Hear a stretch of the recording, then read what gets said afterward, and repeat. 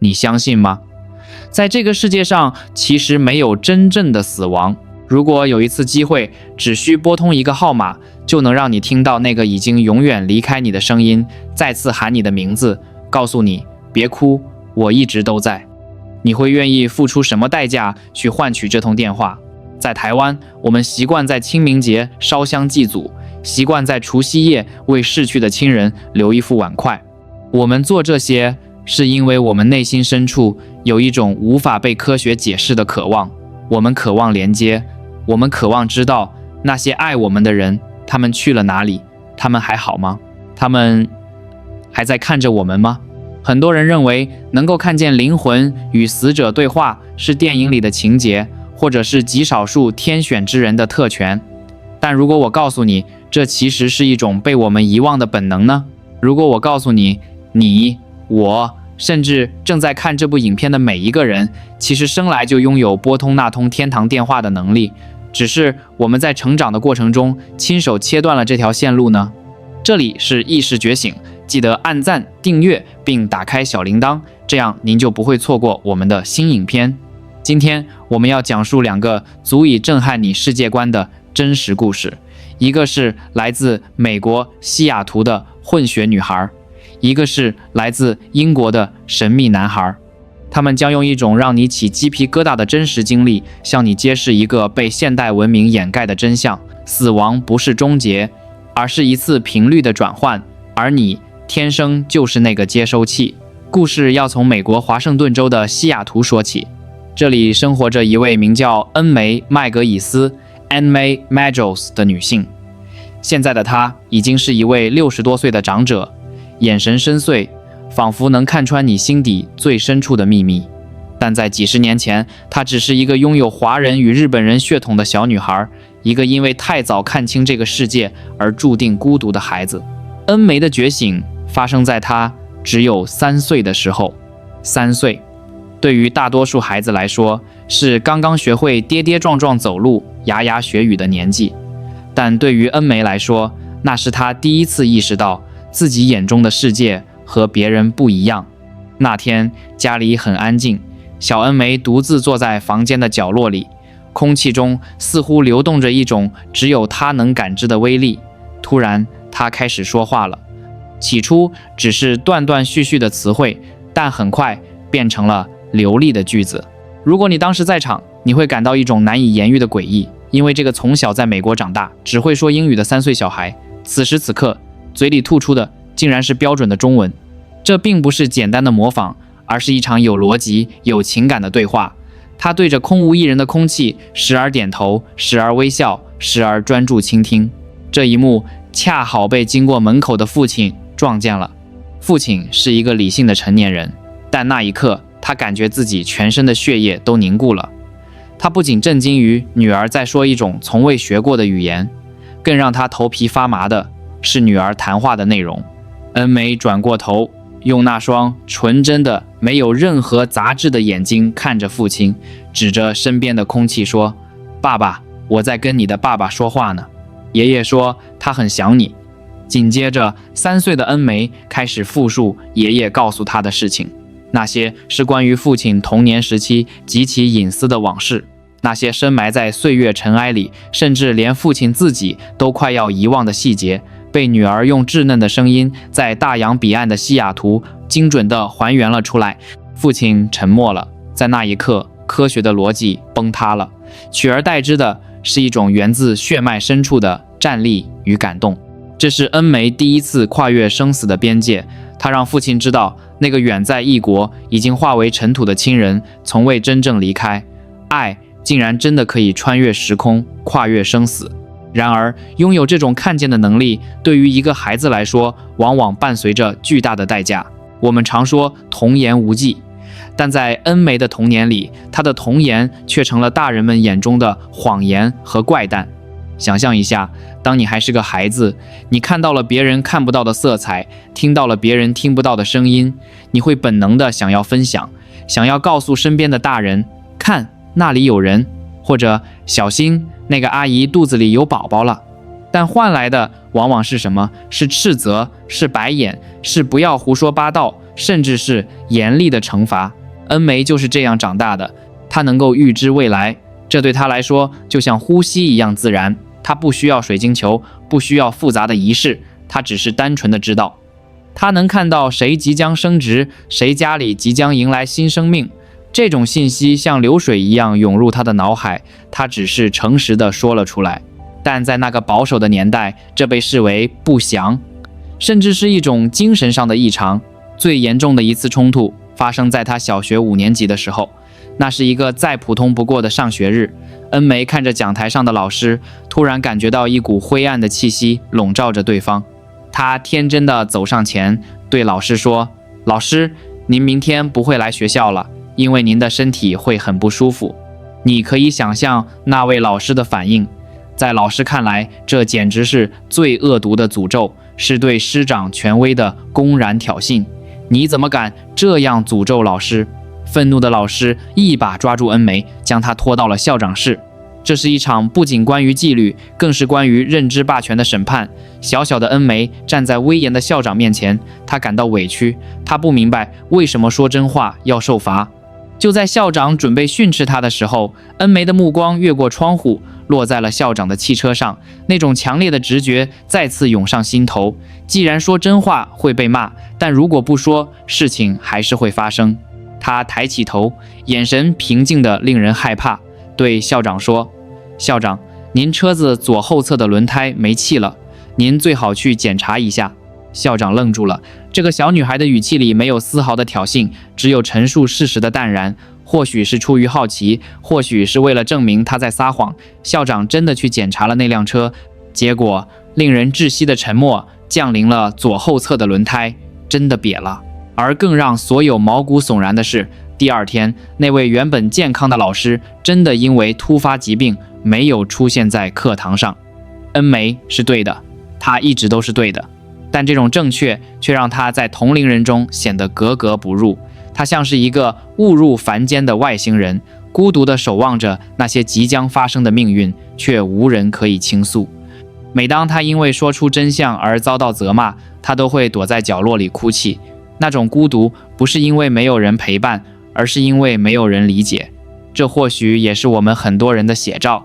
在這個匆忙的世界裡，我們是不是也曾經有過某種強烈的直覺，卻被理智強行壓了下去？我們是不是也曾在某個瞬間感應到了逝去親人的氣息，卻告訴自己那是幻覺？恩梅的故事告訴我們，這種能力其實一直都在，只是我們學會了自我屏蔽，學會了在成長中關掉那盞心裡的燈。經歷了童年的誤解與孤獨，恩梅麥格爾斯並沒有因此封閉自己，相反，隨着年齡的增長，她開始明白這一份禮物並非詛咒，而是一種責任。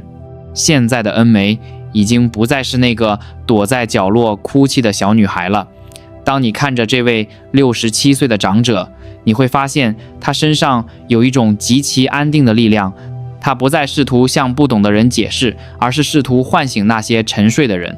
恩梅提出了一個非常動人的觀點，或許能解開你心中的疑惑。他說，其實我們每個人都是一台精密的收音機。想象一下，當你打開收音機，你需要旋轉旋鈕去尋找那個正確的頻率。有些頻道充滿了雜音，有些頻道卻清晰無比。而我們的大腦，我們的靈魂，就是那個接收器。在這個世界上，充滿了各種各樣的頻率，有屬於生者的頻率，那是我們看得見、摸得着的物質世界；也有屬於逝者的頻率，那是更加高維、更加細膩的能量波動。恩梅告訴我們，那個世界並不遙遠，它就在這裡，和我們重疊。就像廣播電台的信號充斥在這個房間裡，你看不見，但它就在那裡。只要你把心裡的旋鈕調對了，你就能听到。為什麼小時候的我們更能感知到這些？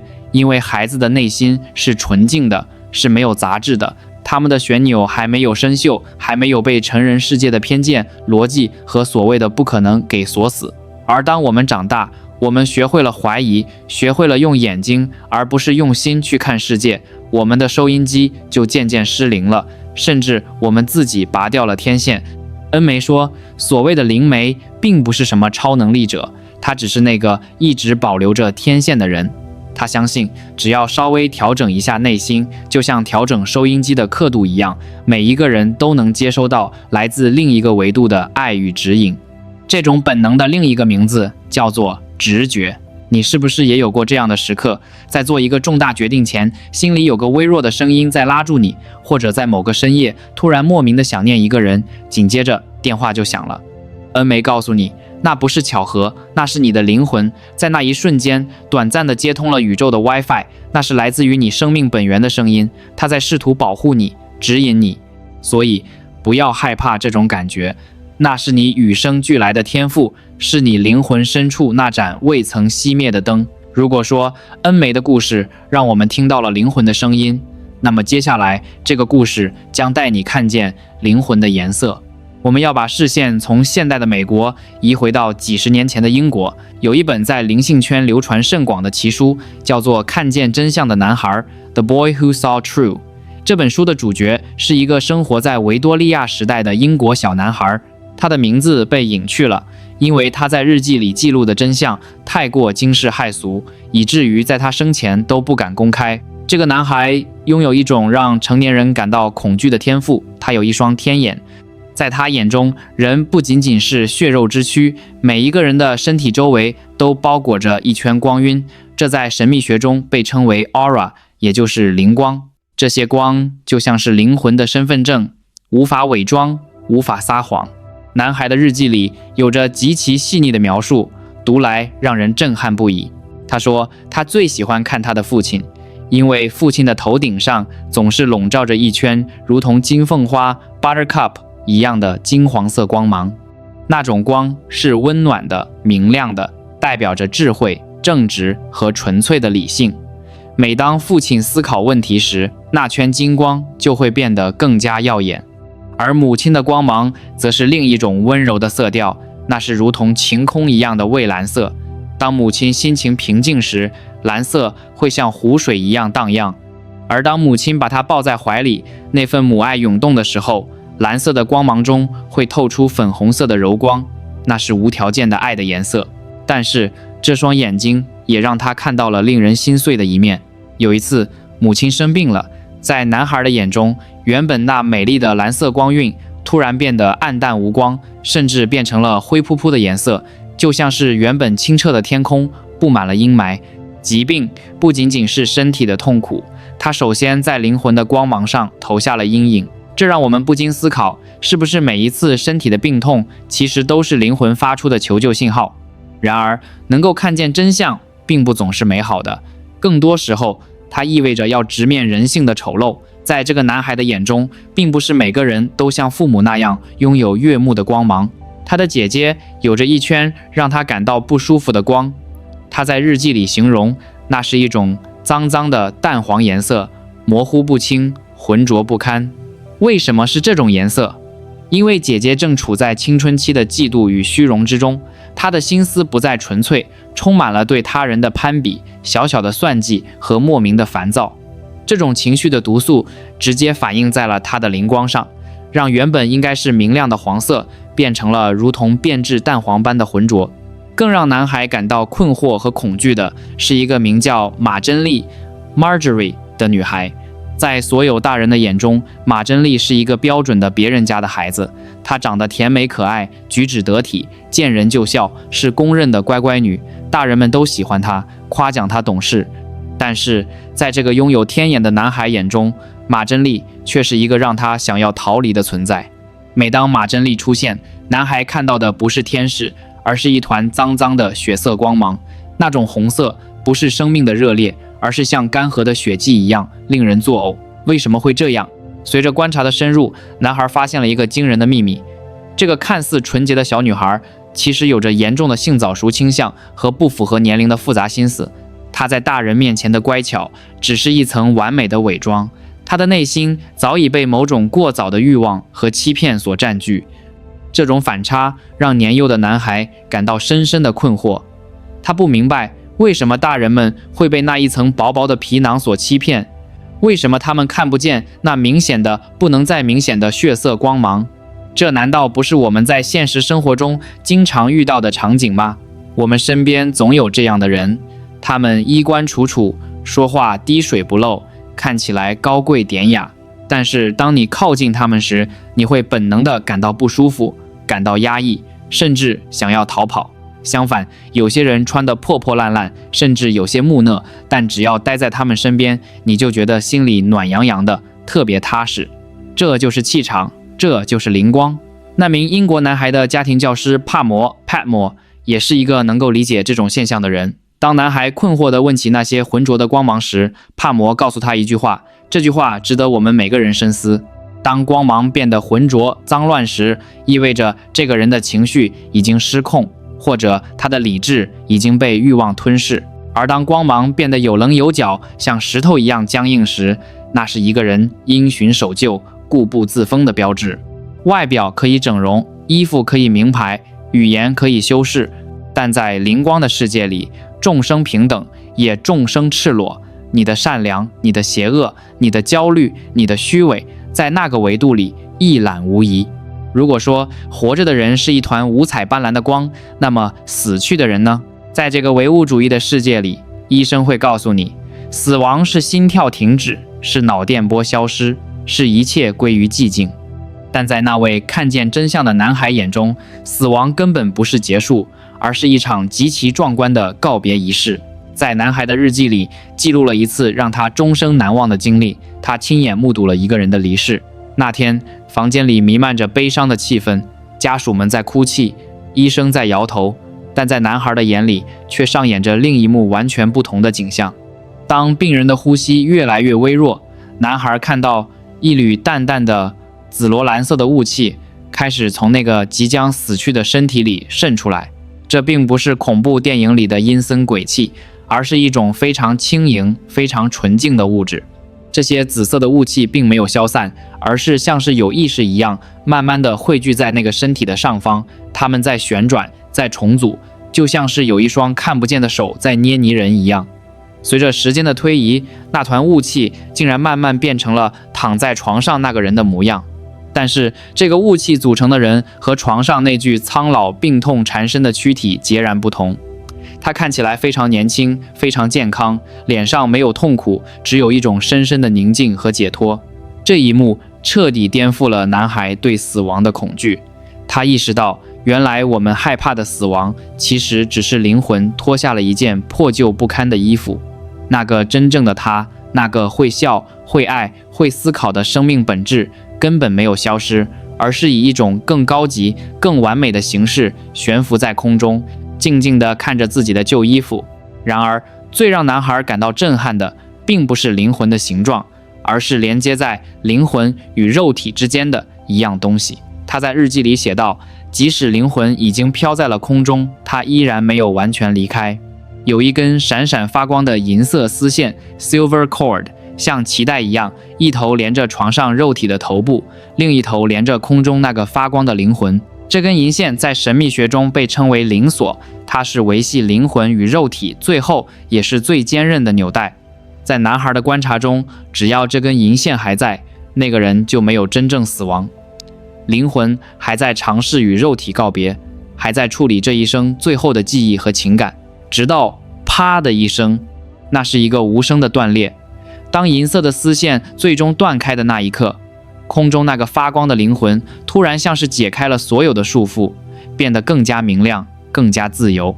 他不再留戀那具沉重的肉身，而是帶着一種難以言喻的輕盈，緩緩上升，最終消失在男孩的視野之外，去了另一個維度。那一刻，男孩明白了，死亡不過是剪断了风筝線，讓风筝飛向了更廣闊的藍天。如果說英國男孩看到的是死亡發生的物理過程，那麼恩梅·麥格爾斯 Anne May Magles 感受到的則是死亡後的心理狀態。對於很多人來說，最害怕的不是死，而是死後會發生什麼？會有審判嗎？會有地獄嗎？恩梅作為一名溝通者，他給出的答案足以撫慰每一個受傷的靈魂。他說，在那個世界裡，沒有憤怒的神坐在高高的寶座上審判你。如果有審判，那也是你自己對自己的審判。當恩梅與那些已經過世的靈魂 spirit 交流時，他發現他們大多數人都處於一種非常高頻的狀態，什麼意思呢？就是他們放下了生前的執念、仇恨、病痛和焦慮。在人世間，我們可能會為了房子、車子、名利爭得頭破血流，我們會因為別人的一句話耿耿於懷幾十年。但是當靈魂脫離肉體，也就是銀線斷開之後，所有的這些重負都消失了。恩梅描述，那個世界的靈魂看問題的角度完全變了，他們不再糾結於誰對誰錯，而是看重愛與成長。他們會像看電影一樣回顧自己的一生 Life Review。 在這個過程中，他們會感受到自己曾經給予別人的愛，也會感受到自己曾經帶給別人的傷害。這種感受是如此真實，如此直接，以至於他們會在那一瞬間真正的學會寬恕，學會放下。既然那個世界如此美好，如此自由，為什麼還有那麼多靈魂徘徊在我們身邊，甚至通過恩梅這樣的靈媒來傳遞信息呢？答案只有一個字：愛。恩梅在無數次的通靈體驗中發現，逝者最放不下的往往不是未完成的事業，而是活着的人的眼淚。如果你在台灣參加過葬禮，你一定聽過長輩說，不要哭得太傷心，不然阿公阿嬷會走得不安心。這不僅僅是一句安慰的話，這是真實的能量運作。恩梅告訴我們，當我們過度悲傷，當我們整日沉浸在痛苦中無法自拔時，我們會形成一種沉重的灰暗的能量场。這種能量场就像是一條無形的鎖鏈，緊緊地拉扯着逝去的親人，讓他們無法放心地去往下一個旅程。他們徘徊，是因為他們心疼。他們試圖通過夢境，通過突然掉落的照片，通過一陣莫名的花香，甚至通過像恩梅這樣的人來告訴我們，嘿，我很好，我沒有消失，我的病好了，我的腿不痛了，請你也要好好的，好嗎？這才是通靈的真正意義。它不是為了獵奇，不是為了預測彩票號碼，而是為了完成一場愛的告別，為了讓活着的人釋懷，讓逝去的人安息。你以為的天人永隔，其實只是隔簾相望，他們在簾子那邊，我們在簾子這邊。雖然看不見，但只要你靜下心來，你一定能感覺到那束溫暖的目光從未離開過你的肩膀。講到這裡，我不禁想起了我們在台灣最熟悉的傳統習俗頭七。老一輩的人常說，人死後的第7天，魂魄會回家來看最後一眼。我們會準備好飯菜，撒上香灰，甚至不敢大聲喧嘩，生怕驚擾了那個回家的親人。以前或許你會覺得這只是迷信，是為了安慰活人而編造的故事，但現在結合了恩梅麥格爾斯的通靈體驗，以及那位英國男孩所看見的銀色絲線斷裂的過程，你是否突然發現，原來世界各地的文化對於死亡的描述竟然是如此驚人的相似？那個英國男孩看到的灵鎖斷裂、靈魂徘徊、最後升華，不正是我們口中魂魄離體、眷戀人間、最終投胎的過程嗎？不管是東方的道教、佛教，還是西方的靈媒、神秘學，他們就像是攀登同一座高山的不同路徑。雖然路上的風景不同，語言不同，儀式不同，但當大家爬到山頂時，看到的卻是同一個月亮，那就是死亡不是終結，生命是永恆的循環。那麼對於我們這些沒有陰陽眼、聽不到天語的普通人來說，我們要怎麼確認逝去的親人真的過得好嗎？我們要怎麼知道他們是否曾經回來看過我們？恩梅在他的諮詢生涯中給出了幾個非常溫暖的提示，請你仔細回想一下，在親人剛離開的那段時間，你是否經歷過以下這些無法解釋的巧合？第一，那是夢境中的真實擁抱。